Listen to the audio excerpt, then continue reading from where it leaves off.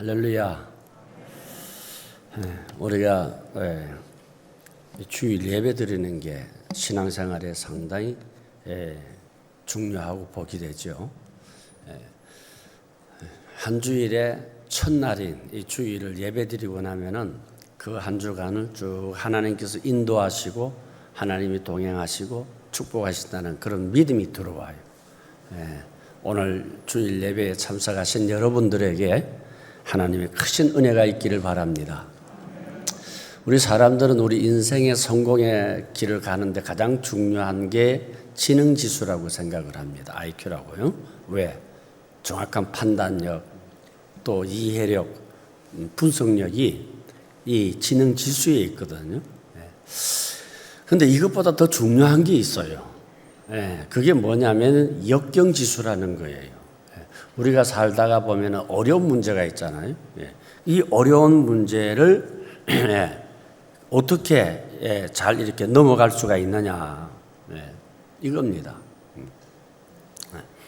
한마디로 이 역경지수라고 하는 것은 어려운 상황을 극복해 나갈 수 있는 비결이에요. 이게. 그래서 예전에 그 MBC 성공시대라는 프로그램이 있어요.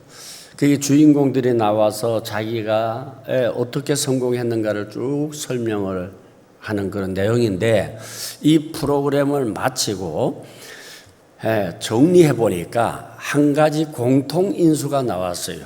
그게 뭐냐? 다 역경을 넘어섰다는 거예요. 역경을 이겨나간 거예요. 그래서 인류 역사 속에 나타난 수많은 위인들이 다 이 역경 지수가 높은 거예요. 장애물을 예측하고 또 모든 역경을 딛고 절망하지 않고 오히려 그러한 환경을 기회로 삼고 극복했다는 것이죠. 그래서 20세기에 위대한 역사학자였던 아놀드 토인비는 역경설을 주장을 했어요. 세계의 역사상의 모든 우수한 문명과 문화는 역경의 소산이라, 그렇게 말을 했습니다. 역경 없이 피어난 문명의 꽃이라고 하는 것은 찾아볼 수 없다는 거예요. 하와이 섬은 사시사철 야자 열매와 바나나를 힘들이지 않고 먹을 수 있었지만은 자랑할 만한 문화유산이 전혀 없다는 것이죠.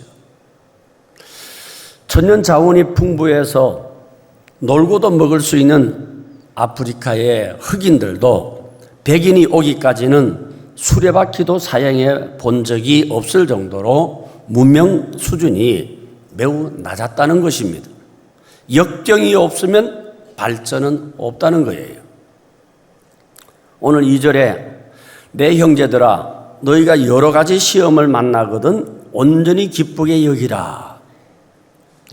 우리가 신앙생활을 하는 중에 여러 가지 시험이 있어요. 그리스도인이기 때문에 당하는 어려움도 있어요. 예수님 때문에 손해보고 억울한 일도 만나고 핍박도 당합니다.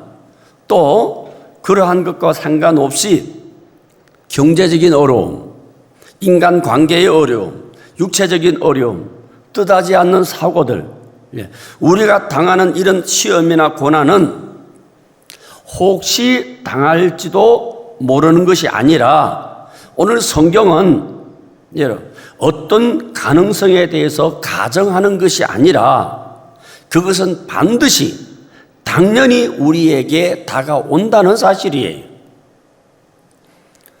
파도가 없는 바다가 있습니까? 파도가 없는 인생은 없습니다. 하나님을 아무리 잘 믿어도 예외가 아니에요. 고난 없는 성도 없는 거예요. 갑자기 시험이 닥쳐서 가장이 치명적인 질병을 선고받거나 또는 사고를 당하고 잘되던 사업에 어려움을 겪고 직장에서 또 해고 당하고 신뢰하던 사람들에게 배신당하고 자녀들에게 문제가 생기고 이런 시험에서 왜 예외를 얻은 사람이 없어요? 겉보기는 평탄한 것 같아도 누구나 다 고난 속에 있고 또 그 고난에서 면제된 사람은 없습니다. 우리가 살면서 경험하듯이 우리 인생은 절대로 원하는 대로 되지 않습니다. 만약에 내가 원하는 대로 되었다면 내가 이루고 있지 않겠죠. 내 생각대로 되는 게 여러분 10가지 중에 한 가지도 없을 수가 있어요. 우리가 날씨를 마음대로 바꿀 수 없는 것처럼 우리의 운명도 여러분 바꿀 수가 없습니다. 엘리야를 보세요. 850명이나 되는 그 많은 사람들을 물리치고 대성을 거두었잖아요. 그 다음날 이세벨이 내일 너는 반드시 죽을 것이다. 내가 너를 죽인다. 그랬더니 얼마나 무서웠는지 여러분 호렙산으로 도망해서 거기서 죽기를 자청했다는 거예요. 위대한 성군 다윗도 보세요. 하나님이 그렇게 기뻐하는 성군이지만은 사울 왕한테 쫓겨나갈 때에 블레셋으로 도망가가지고 미친 척하고 몇 년 동안 살은 적도 있어요. 애굽에 총리까지 된 요셉도요 13년 동안 감옥에 있었어요. 야곱은 20년 동안 형의 그 위기에서 여러분 피해서 피난살이 했습니다. 이렇게 위대한 신앙의 인물들도 한결같이 다 고난을 겪었는데 분명한 것은 그 고난 때문에 위인이 되었다는 거예요. 그래서 4절 봅니다. 인내를 온전히 이루라. 이는 너희로 온전하고 구비하여 조금 더 부족함이 없게 하려 함이라. 여러분 고난이 옵니까? 인내를 온전히 이루라는 거예요. 그럼 반드시 부족함이 없게 된다는 거예요. 미국의 헨리 워드 비처는 고난은 예수 믿는 사람들에게도 찾아오는데 그것은 그 사람을 슬프게 하는 것이 아니라 진실하게 하며 불쌍하게 하는 것이 아니라 지혜롭게 한다라고 했습니다. 고난 없는 열매, 고난 없는 성장, 고난 없는 성공 없습니다. 제가 청소년들을 많이 만나잖아요. 어제도 어느 결혼식에 가서 내가 잘 아는 청소년들을 만났어요. 이렇게 보니까 제 눈에 그 청년들 가운데 두 가지 모습이 보이더라고요. 한 청년은 제가 잘 알아요. 아주 가정이 어려워서 고난을 많이 겪은 청년이에요. 또 한 청년은 아주 부유한 환경에서 또 부모님이 성격이 좋아서 어릴 때부터 매 한 번 들지 않고 그냥 설득하고 이해시키고 그렇게 하다 보면 자유분방한 아이예요. 이 고난 겪은 아이는요, 제가 이렇게 보니까 그 결혼식 자리에 빈자리가 많지 않았어요. 앉는 모습을 보니까 두리번거리더라고. 옆 사람도 쳐다보고 이 사람도 쳐다보고 그리고 조심스럽게 딱 앉더라고요. 그런데 이 이렇게 좋은 환경에서 자란 아이는 걸어가는 게 터벅터벅 퍽 앉아요. 여러분 작은 것이지만은 목사는 그것을 보는 눈이 있어요. 쟤는 그렇게 산다는 거지. 의자에 앉는 모습대로 그 운명은 그렇게 정해집니다. 이 아이는 고난을 겪은 아이는 무슨 일을 하든지 어떤 사람을 만나든지 조심스러운 행동을 하겠다. 저 아이는 그냥 되는 대로 살겠다. 부모가 유산 주면 유산 주는 대로 터벅터벅 사는 것이고 이 아이는 어떤 환경 가운데서도 매사가 조심스럽겠다. 바로 그거예요. 옛날에 배를 만들 때 가장 중요한 나무가 돛대라는 거예요. 왜? 이 돛대라고 하는 것은 거센 바람을 이겨내야 되는 돛대이기 때문에 강하지 않으면 안 된다는 거예요. 그래서 돛대는 아무렇게나 만드는 것이 아니라 산 정상에다가 그 나무를 점 찍어 둔답니다. 요 나무는 돛대감이다. 그래서 점을 찍으면 그 순간 주변의 나무를 다 베어버린답니다. 그래서 여러분 그 거대한 바람을 맞아가면서 자라게 하는 거예요.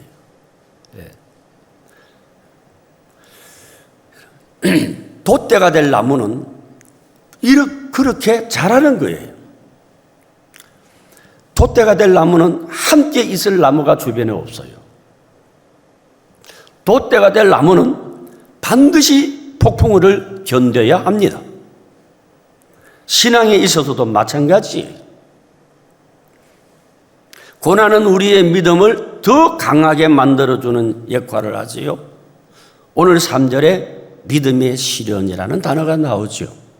그런데 이 시련이라는 단어를 보니까 도키미온이라는 단어를 쓰더라고요. 이 도키미온이 뭔가 하고 찾아보니까 풀무불에 정금을 녹여내는 과정. 금강석이 정금이 되기 위해서는 여러분 그 함께 엉켜있던 쓰레기를 다 불태워야 되고 불순물을 제거해야 되고 그죠? 네. 또 함께 있는 광물질도 다 분리해야 정금이 될 수가 있는 거예요. 하나님이 우리를 시련 가운데 두는 것은 정금같이 사용하기 위해서입니다. 신앙인은 그 믿음이 역경과 시련을 통해서 위대한 신앙인이 될 수가 있는 거예요. 코로나 기간에 2020년도 12월 달에 책 한 권이 나왔어요. 그 책은 그것은 찬란한 고난이었다 하는 책이에요. 최금옥 씨가 지은 책인데 내용을 보니까 그 남편은 냉난방 에어컨 기사예요. 한 번은 2층에서 그 에어컨 수리를 하다가 그만 잘못되어서 땅바닥으로 떨어져서 머리가 땅바닥에 툭 떨어진 거예요. 그러니까 코마 상태에 걸려가지고 아무것도 못하는 거예요. 그때부터 13년 동안 이분은 남편을 뒷바라지 하는데 남편이 마치 살아있는 것처럼 이 얘기도 해주고 남편 옆에서 예배를 드리고 찬송도 불러주고 그렇게 하면서 두 자녀와 함께 그 어려운 환경을 이겨냈다는 거예요.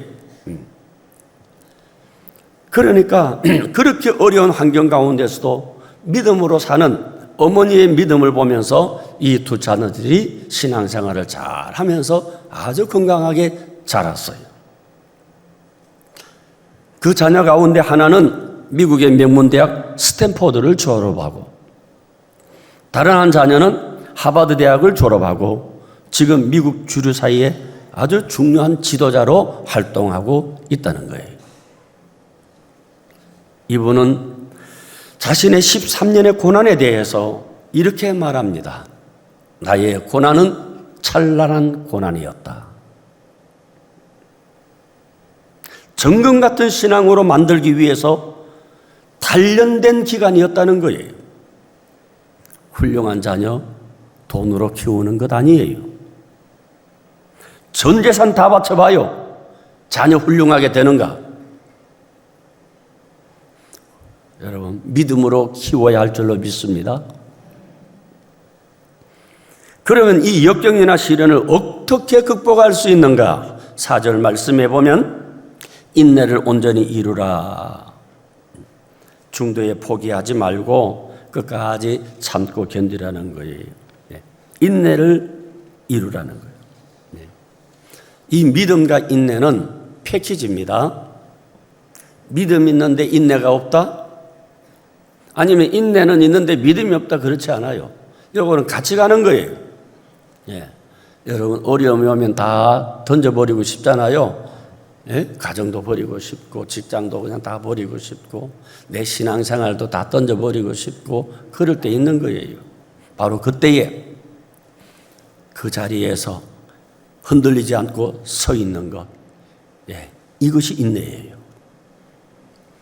지금까지 여러분 수십 년 동안 신앙생활 하면서 갈등 없이 나는 신앙생활 했다. 나는 아무 의심 없이 믿음의 한길을 걸어왔다고 말할 수 있는 사람 있습니까? 없을 것입니다. 다들 영혼의 밤을 맞이했을 것이고 깊은 사망의 골짜기와 터널을 통과했을 것입니다. 그러면서도 확실하게 하나님을 아는 성숙의 계기가 되었을 것입니다. 인내하면 아름다운 열매가 있는 거예요. 지난주에 한 권사님을 만났어요. 네. 그 교회는 젊어도 권사를 줘서 대단히 젊은 분인데 권사님이 되셨더라고요. 차 안에서 타고 오는 중에 잠깐 얘기를 하는데 그 가정에 시집을 가서 보니까 불신의 집이에요. 안 믿는 집안이에요. 네. 그래서 가서 예배 드리면 시아버지가 그냥 그릇을 내 집어 던져버리고 누구 때문에 너 이렇게 밥 먹고 사는데 어디다가 인사하냐? 나한테 인사해야지 하나님한테 인사하냐고 그러면서 그렇게 구박을 해요. 그래도 아버님 죄송합니다. 그리고 항상 웃는 낯으로 그 시어머니 시아버지를 구원하기 위해서 자기는 최선을 다했다는 거예요. 세월이 가서 이제 부모님들이 나이가 많아졌어요. 네. 안 돌아오는 거예요. 그런데 이제 그 집에 가서 뭔가 이제 가족들이 뭐 얘기하고 있다가 차를 타고 돌아오는 길에 교통사고가 났어요. 시어머니, 시아버지가 다 병원에 입원을 했어요. 네. 입원을 했는데, 네. 그런데 그때도 안 돌아오는 거예요. 근데 그 병원에서 병원하는 간호사가 15년 동안 호스피스 생활을 했는데 예수 믿는 사람이 아니에요. 네. 근데 시아버지 앞에서 이제 좀 친해져 가지고 자기가 간호원 생활한 이 얘기를 한 거예요. 15년 동안 내가 호스피스 생활을 하다가 보니까 이상한 점 하나를 발견했다는 거예요. 사람들이 죽을 때 어떤 종교를 가졌든지 사람이 갑자기 비정상이 되더라는 거예요. 두려워서 떨기도 하고 화를 내기도 하고 안절부절하면서 어쩔 줄을 모르더라는 거예요. 그 사형 선고를 받으니까.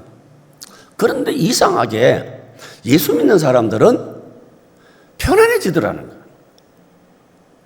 죽음이 온다 그러는데도 아무렇지도 않게 하나님 앞에 맡기고, 그리고 대부분 안 믿는 사람들이 죽을 때는 부르르 떨면서 죽는다든지 눈을 떠고 죽는다든지 이상한 모습으로 몸이 뒤틀리면서 죽어가는데, 예수 믿는 사람의 특징이 아주 편안한 자세로 죽음을 맞이하더라는 거예요. 그걸 안 믿는 간호원이 그 시아버지에게 이 얘기를 해준 거예요. 그러고 난 다음에 시아버지가 퇴원하면서 하는 말이 나 교회 갈란다 그러더라고요. 그때부터 교회를 간 거예요. 그러니까 시어머니가 이 시아버지 가는데 나도 따라가야지. 그래서 교회를 가더라는 거예요. 인내하면 열매가 있다는 거예요. 인내하고 참으면 반드시 선한 열매가 있습니다. 오늘은 성찬식이에요.